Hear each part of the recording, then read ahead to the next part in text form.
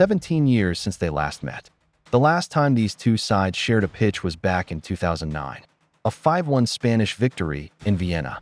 Today, at SoFi Stadium in Los Angeles, that long wait finally ends. Spain and Austria collide in the round of 32 of the 2026 World Cup, and on paper, this shouldn't be close. But football doesn't read paper.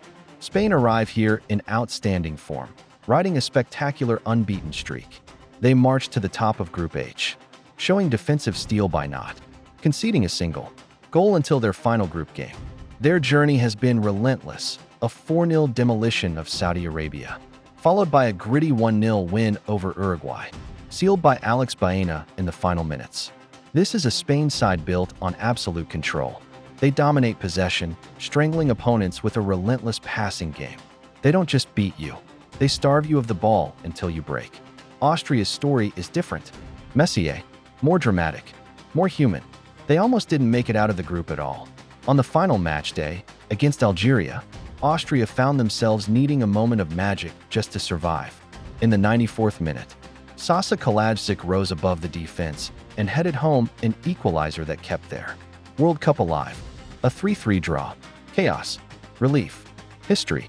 Because with that result, Austria reached the knockout stage of a World Cup for the first time since 1954.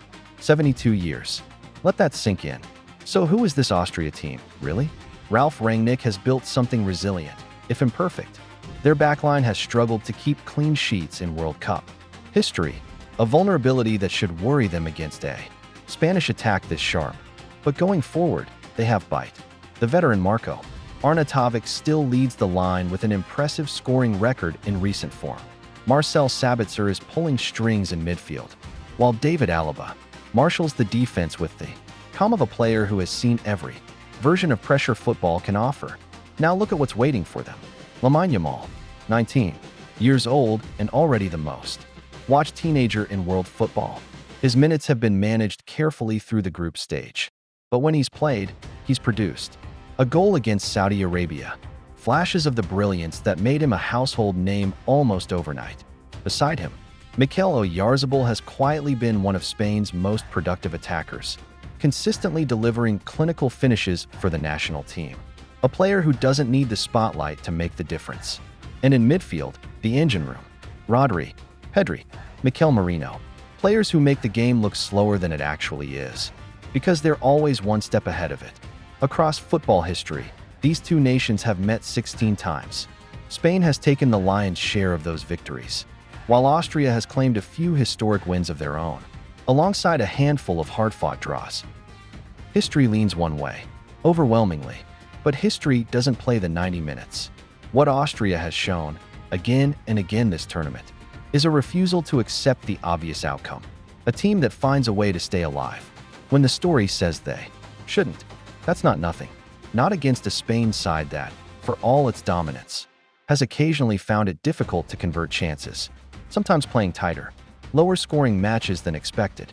If Austria can absorb the pressure, stay compact, and make Spain impatient, they have a puncher's chance. If they crack early, the way sides sometimes do against relentless possession football, this could turn into a rout. Most analysts see this one clearly. Spain, comfortable. A 2-0 scoreline. Maybe more. But international football in a knockout round has a way of humbling the favorites. Ask Germany in 2018. Ask Brazil in 2014. The bracket doesn't care about your expected goals model. 17 years since they last shared a pitch. 72 years since Austria last reached this stage. Every story here is bound by numbers. And in a few hours, on the pitch at SoFi Stadium, one more chapter gets written. The wait is over. 90 minutes from now, one nation moves on, and the other goes home.